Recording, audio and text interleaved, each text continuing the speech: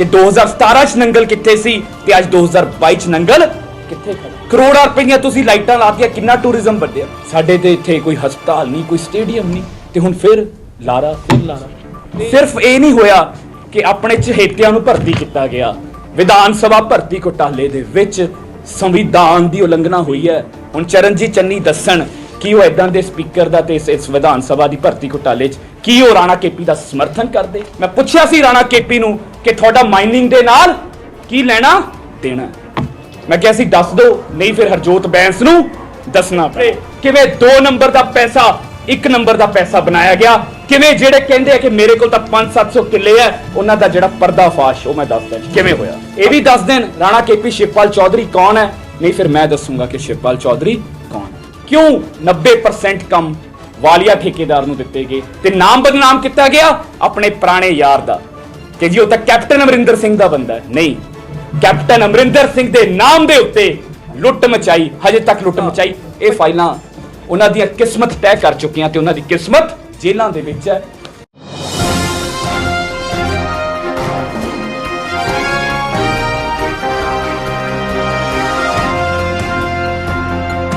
नमस्कार दोस्तों, मैं अशोक चोपड़ा। आप देख रहे हैं सिटी हलचल। जैसे जैसे विधानसभा चुनाव नजदीक आते जा रहे हैं, वैसे वैसे चुनाव लड़ने वाले प्रत्याशियों द्वारा एक दूसरे प्रत्याशी पर आरोप लगाने का सिलसिला चरम पर है। इसी सिलसिले को आगे बढ़ाते हुए विधानसभा क्षेत्र श्री आनंदपुर साहिब से चुनाव लड़ रहे आम आदमी पार्टी के प्रत्याशी एडवोकेट हरजोत सिंह बैंस ने पंजाब के मुख्यमंत्री और विधानसभा क्षेत्र श्री आनंदपुर साहिब से चुनाव लड़ रहे कांग्रेस पार्टी के प्रत्याशी को आड़े हाथे लेते हुए कई गंभीर आरोप लगाए। आप भी सुने हरजोत सिंह बैंस ने क्या कहा पत्रकार वार्ता के दौरान। सारी सत्कारयोग मीडिया साथियों का बहुत बहुत धन्यवाद। इलैक्शन ਨੂੰ 10-12 दिन रह गए है, पर बहुत लंबी कैंपेन चली, तुसी बहुत प्यार बहुत सत्कार, तुसी साथ दिता, मैनू छोटा भाई मन के, मैनू अपना पुत मन के तुसी बहुत सत्कार दिता। ते अज का जिहड़ा विषय है प्रेस कॉन्फ्रेंस का वो ये है, कल पंजाब के मुख्य मंत्री चरणजीत चन्नी जिन्होंने कांग्रेस के वलों मुख्यमंत्री चेहरे का ऐलान किया गया, वो कल साडे हल्के च आए। तो अज मैं जो सवेरे अखबारां पढ़िया तो मैनू बड़ी हैरानी हुई उन्हों का एक बयान पढ़ के। वो कहते साडी सरकार आण ते असीं आनंदपुर साहब नूं IT हब बनावांगे। मैं सोचिया, मैं कि पुछिए तो असीं पिछले 5 साल सरकार किहदी सी, कौन मुख्यमंत्री सी पंजाब च, किहदी सरकार सी? इमरान खान मुख्यमंत्री सी पंजाब दा। 5 साल पहला तुसी शहर वासियां नूं, तुसी साडे हल्के वालियां नूं लारे लाए, नंगल शहर नूं चमकावांगे। 5 साल दा जवाब तां दे दो, पहला हिसाब तां दे दो कि 2017 च नंगल कित्थे सी ते अज 2022 च नंगल कित्थे खड़ा। करोड़ां रुपईया तुसी लाइटां लातियां, किन्ना टूरिज्म वधिया। नंगल शहर सारा दिन जाम रहिंदा, इलाज कराउण लई सानूं PGI जाना पैंदा ते तुसी अज हुण फिर एक लारा लाउण दे लई कि असीं आनंदपुर साहब नूं IT हब बना दांगे। पहला 5 साल का हिसाब किताब दो जी। साडी PACL बेचती, एक भी कारखाना, एक भी इंडस्ट्री, एक भी कोई होर टूरिज्म का साधन साडे हल्के च 5 साल च नहीं आया। कोई बड़ी देन नहीं आई सरकार वालों, साडे तो खोया गया। ट्रक यूनियन बर्बाद करती, PACL बेच दी, साडे ते इत्थे कोई हस्पताल नहीं, कोई स्टेडियम नहीं, ते हुण फिर लारा। ते हमेशा भी जदों भी मैं अपने हल्के के लोगों नाल वादा किया सी कि हरजोत बैंस जदों भी बोलूगा कागजां दे नाल बोलूगा, ते कागज हो जिहड़े तुसीं खुद चैक कर सको। ते अज दी भी जिहड़ी मेरी प्रेस कॉन्फ्रेंस है ये साडे हल्के दा त्रासदी कह लो। मैं तुहाडे सामने आंकड़े बोलूंगा पर तुहानूं मेरा दिल रोंदा कि किवें लुट हुई साडे हल्के दे विच। होणगे लीडर करप्ट होणगे, पर ठीक है किसी एक पेशे च करप्शन कर लेंदे, कोई एक पेशे च कर लेंदे, पर जनाब राणा केपी ने कोई भी चीज छड्डी नहीं, कोई भी चीज छड्डी नहीं। सब तो पहला जिहड़ा उन्हें धोखा किया साडे आम घरां दे धीआं पुत्तां दे नाल, मेरे भाई भैणां दे नाल, उन्हां दीआं नौकरियां खोईआं। मैं विधान सभा भर्ती घोटाला नशर किया, मैं लिस्ट दसी कि किवें किहदा पुत्त रखिया। होर 5-6 नाम आ गया मेरे कोल। वाइस चेयरमैन महैण तो उन्हां दा बेटा भी विधान सभा च भर्ती होया। कि आम जिहड़े साडे घरां दे बच्चे है वो नाकाबल है, ते अगर इन्हां दे बच्चे इन्ने काबल है तो इन्हां दे बच्चे PCS अफसर क्यों नहीं बन गए, इन्हां दे बच्चे तहसीलदार क्यों नहीं बन गए? क्यों नहीं हरबंस महंदली का मुंडा मिलिटरी च अफसर बन गया जाके जे इन्ना ही काबल है? क्यों नहीं रमेश दसगराई का मुंडा जाके PCS अफसर बन गया जे वाकई इन्ने काबल है? की है? ते होर अज हुण सियासत है, हर जाति का हर धर्म का सत्कार है। मैं हर जाति ते हर धर्म का सत्कार करदा, पर अज देखो जी राणा KP की सियासत देखो। हुण वोटां मंगणगे चरणजीत चन्नी जी के नाम तो। अज मेरा चरणजीत चन्नी नूं एक सवाल है, विधान सभा भर्ती घोटाले दे विच सिर्फ ये नहीं होया कि अपने चहेतियां नूं भर्ती किया गया, विधान सभा भर्ती घोटाले दे विच संविधान की उलंघना हुई है। ते देखो कितनी हैरानी वाली गल है, पहला तो राणा KP खुद वकील ने, फिर राणा KP जिस कुर्सी ते 5 साल बैठे, जिस कुर्सी ते तुसी बिठाया उन्होंने, वो कुर्सी है स्पीकर दी। स्पीकर का जिहड़ा पद हुंदा वो संविधानिक पद है, इट्स अ कॉन्स्टिट्यूशनल पोस्ट। उस पद ते बैठ के संविधान की उलंघना कर दी। किवें? संविधान कहंदा साडे देश का कि जदों कोई भी भर्ती होनी है उहदे विच रिजर्वेशन होनी चाहिए है, पर विधान सभा भर्ती घोटाले दे विच क्योंकि अपने चहेतियां नूं रखना सीगा, किसी भी पोस्ट के उत्ते कोई भी रिजर्वेशन हुई नहीं। हुण चरणजीत चन्नी दस्सण कि वो इदां दे स्पीकर दा ते इस विधान सभा की भर्ती घोटाले च की वो राणा KP का समर्थन करदे? ते सिर्फ पूरी विधान सभा भर्ती दे विच एक कोई रिजर्वेशन हुई, और रिजर्वेशन कादी सी? BC कैटेगरी दी पोस्ट। ते देखो कितनी हैरानी वाली गल है, पूरे पंजाब दे विचों विधान सभा दे विचों BC कैटेगरी दे विचों जिहड़ा सब तो काबिल नौजवान मिलिया वो कौन सी? रमेश दसगराई दा बेटा। अज तुसीं सियासत करके वोटां मांग रहे हो। मेरा यह सवाल है, मैं हुण ट्विटर ते चरणजीत चन्नी नूं पुछूंगा भी इस प्रेस कॉन्फ्रेंस तो बाद। आ लिस्ट है जी, मेरे को 10 इश्तिहार भी हैगे आ जिहड़े विधान सभा दे निकले, किसी एक इश्तिहार दे विच कोई भी रिजर्वेशन की गल नहीं हुई। सिर्फ एको ही पोस्ट जिहड़ी है वो क्योंकि अपने चहेते नूं एडजस्ट करना सीगा, रमेश दसगराई दे मुंडे नूं एडजस्ट करना सी तो करता भी। इस तरीके नाल संविधानिक कुर्सी ते बैठ के गैर संविधानिक कम, संविधान विरोधी कम राणा KP ने किए। यह तो हो गया जी विधान सभा भर्ती घोटाला। हुण कुछ महीनों पहला मैं एक PC की सी आनंदपुर साहब दे विच, जिहदे विच मैं 4 सवाल पूछे सी। मैं पूछा सी राणा KP नूं कि तुहाडा माइनिंग दे नाल की लेना देना। मैं कहा सी दस दो, नहीं फिर हरजोत बैंस नूं दसना पैना। अज मैं तुहाडे सामने कागज पेश कर रहा, कागज ते कागज इंटरनेट ते अवेलेबल है, ये कागज इंटरनेट ते अवेलेबल है। मेरा कोई भी भाई भैन इंटरनेट ते गूगल ते सर्च करके पता कर सकता किवें राणा KP खुद माइनिंग दे विच लिप्त रहे, किवें 2 नंबर का पैसा 1 नंबर का पैसा बनाया गया, किवें जेड़े कहंदे कि मेरे को 500-700 किले है उन्हां दा जिहड़ा पर्दाफाश वो मैं दसदा किवें होया। आ देखो, आ राणा KP जी का 2017 का एफीडेविट है। ਜਿਹੜਾ ਵੀ ਉਮੀਦਵਾਰ ਲੜਦਾ ਉਹਨੂੰ ਆਪਣਾ ਐਫੀਡੇਵਿਟ ਨੂੰ ਦੱਸਣਾ ਪੈਂਦਾ ਉੱਤੇ ਕਿੰਨੀ FIR ਹੈ, ਕਿੰਨੀ ਉਹਦੀ ਜਾਇਦਾਦ ਹੈ, ਸਾਰਾ ਕੁਝ ਇਸ ਐਫੀਡੇਵਿਟ ਦੇ ਵਿੱਚ। ਇਸ ਦੀ ਕਾਪੀ ਜੇ ਕਿਸੇ ਵੀ ਮੀਡੀਆ ਸਾਥੀ ਨਾਲ ਲੈਣੀ ਮੇਰੇ ਕੋਲ ਹੈਗੀ, ਅਵੇਲੇਬਲ ਹੈ। ਵੈਸੇ ਸਾਰਾ ਕੁਝ ਇੰਟਰਨੈਟ ਤੇ ਇਲੈਕਸ਼ਨ ਕਮਿਸ਼ਨ ਦੀ ਵੈਬਸਾਈਟ ਤੇ ਹੁੰਦਾ।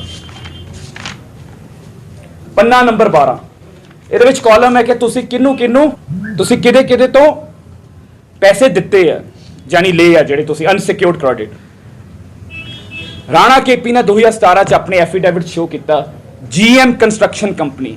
GM कंस्ट्रक्शन कंपनी इन्हां दे जवाई दी कंपनी है जिहदा बेला ध्यानी दे विच क्रशर चलदा, अज भी चलदा।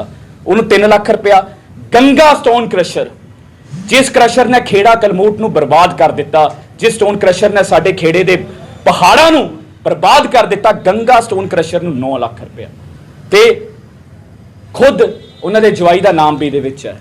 इस बारी जिहड़ा फार्म आया ਉਹਦੇ ਵਿੱਚ ਇਸ ਪੈਸੇ ਦਾ ਕੋਈ ਜ਼ਿਕਰ ਨਹੀਂ। ਇਹ ਲੱਖਾਂ ਰੁਪਇਆ ਹੋਇਆ ਕਿ ਇਹ ਲੱਖਾਂ ਰੁਪਇਆ ਅੱਜ ਕਰੋੜਾਂ ਰੁਪਇਆ ਬਣ ਗਿਆ।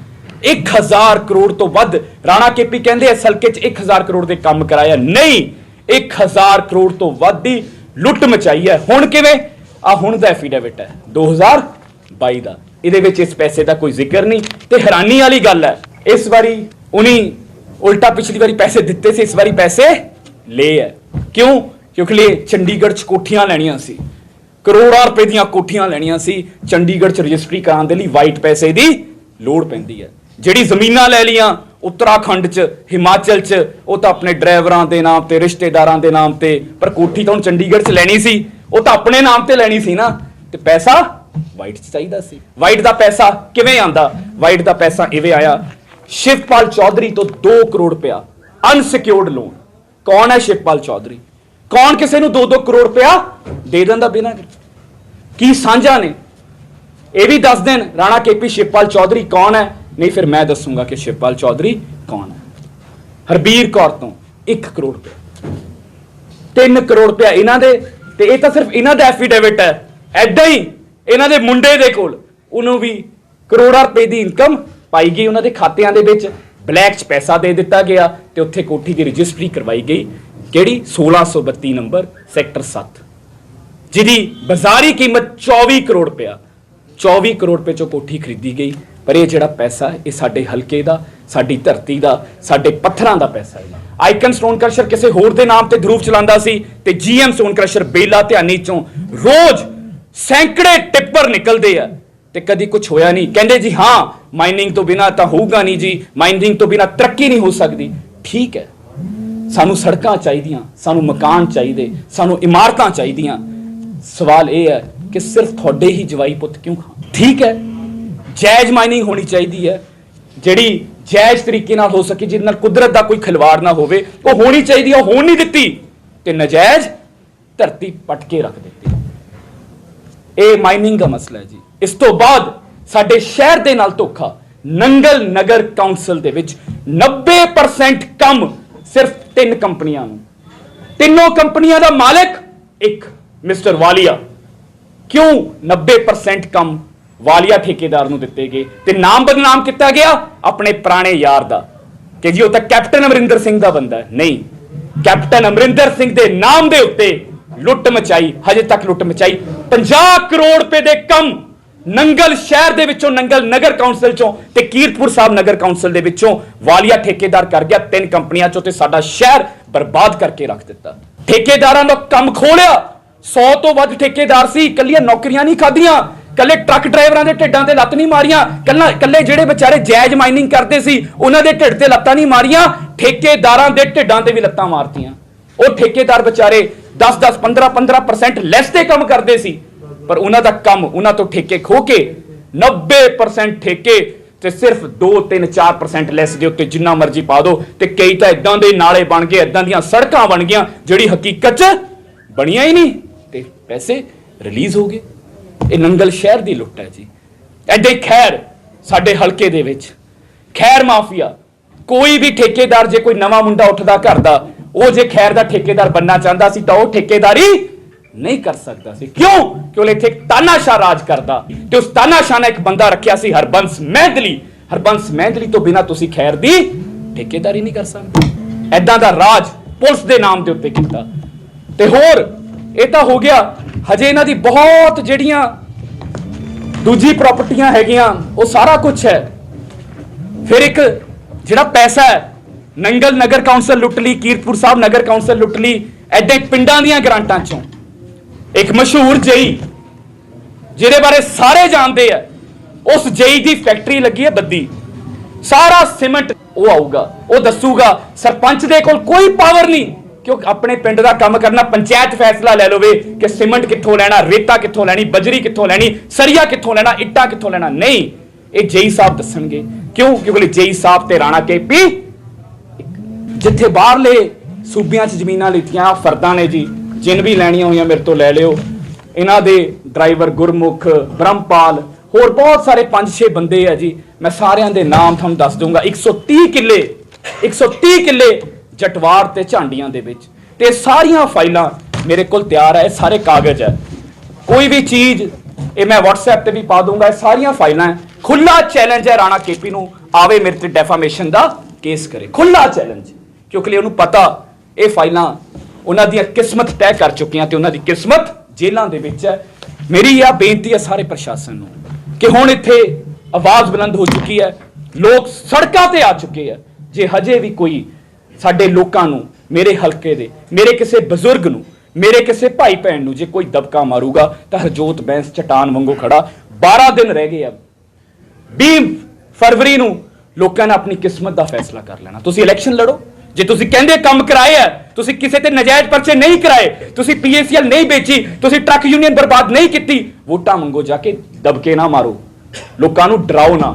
ਇਹ ਤੁਹਾਡੇ ਸਾਰੇ ਜਵਾਬ ਹੈ। ਦੱਸ ਦਿਓ ਸ਼ਿਵਪਾਲ ਚੌਧਰੀ ਕੌਣ ਹੈ, ਤੇ ਜੇ ਅਗਰ ਕੋਈ ਆਮ ਵੀ ਦੱਸ ਦਿਓ। ਇੰਨੇ ਜੇ ਦਇਆਵਾਨ ਬੰਦੇ ਨੇ, ਮੇਰੇ ਕੋਲ ਵੀ ਕਈ ਆ ਜਾਂਦੇ ਗਰੀਬ ਘਰੇ ਜਿਨ੍ਹਾਂ ਦੀ ਵਿਚਾਰੀ ਦੀ ਕੁੜੀ ਦਾ ਵਿਆਹ ਹੈ, ਕਿਸੇ ਦੀ ਛੱਤ ਚਾਹੁੰਦੀ ਹੈ, ਉਹ ਵੀ ਜਾ ਕੇ ਉੱਥੇ ਜਾ ਕੇ ਮੰਗ ਲਿਆ ਕਰਨ। ਬਾਕੀ ਹਲਕੇ ਵਾਲਿਆਂ ਨੂੰ ਵੀ ਦੱਸ ਦਿਓ ਨਾ, ਇੰਨੇ ਦਾਨੀ ਸੱਜਣ ਕੌਣ ਹੈ, ਬਾਕੀ ਹਲਕੇ ਵਾਲੇ ਵੀ ਜਾ ਕੇ ਉੱਥੋਂ ਮੰਗ ਲਿਆ ਕਰਨ। ਕੋਈ ਵਿਚਾਰੇ ਇੰਨੇ ਸਾਡੇ ਹਲਕੇ 'ਚ ਇੰਨੇ ਗਰੀਬ ਹੈ, ਇੰਨੇ ਬੇਰੋਜ਼ਗਾਰ ਹੈ, ਉਹ ਵੀ ਜਾ ਕੇ ਦੱਸ ਦੇਣ। ਇਹ ਸਾਰਾ ਜਿਹੜਾ ਪੈਸਾ ਹੈ, ਇਹ 2 ਨੰਬਰ ਦੇ ਪੈਸੇ ਨੂੰ 1 ਨੰਬਰ ਕਰਕੇ ਹਜ਼ਾਰਾਂ ਕਰੋੜ ਰੁਪਏ ਦਾ ਜਿਹੜਾ ਇਸ ਹਲਕੇ ਦੇ ਵਿੱਚੋਂ ਲੁੱਟ ਮਚਾਈ ਹੋਈ ਹੈ, ਇਸ ਲੁੱਟ ਦਾ ਹੁਣ ਅੰਤ ਹੋਊਗਾ। ਇਸ ਲੁੱਟ ਦੇ ਜਿਹੜਾ ਅੰਤ ਕਰਨ ਦੇ ਵਿੱਚ ਮੈਨੂੰ ਸਾਰਿਆਂ ਦਾ ਸਾਥ ਚਾਹੀਦਾ।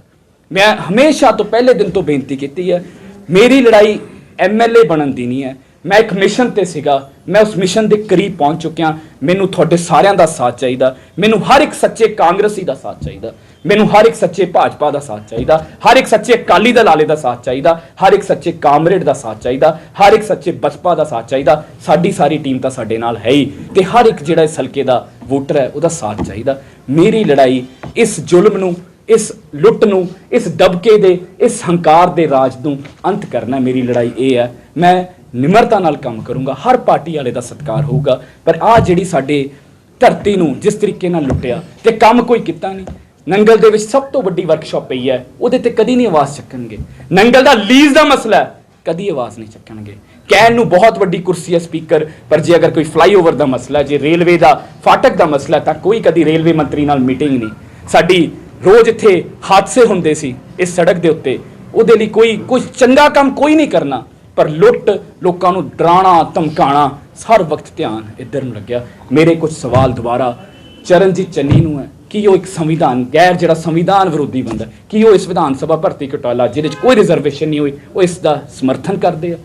ਤੇ ਇਹ ਸਾਰੀਆਂ ਚੀਜ਼ਾਂ मैं पब्लिश करती हैं, जिन्होंने कॉपियां चाहिए मेरे तो ले सकते हैं। उधर जब इन आरोपों को लेकर कांग्रेस पार्टी का पक्ष जानना चाहा तो कांग्रेस पार्टी के नेता एवं पार्षद एडवोकेट परमजीत सिंह पम्मा ने कहा कि हरजोत बैंस द्वारा लगाए गए एक आरोप का जवाब आज बाद दोपहर होने वाली पत्रकार वार्ता के दौरान देंगे। जैसे ही कांग्रेस पार्टी के प्रेस वार्ता होगी उसमें आम आदमी पार्टी के प्रत्याशी द्वारा लगाए गए आरोपों का क्या जवाब होगा, ये देखना बहुत दिलचस्प होगा और आप भी इंतजार करें कांग्रेस पार्टी की प्रेस वार्ता का। सिटी हलचल के लिए नंगल से करण चोपड़ा की रिपोर्ट।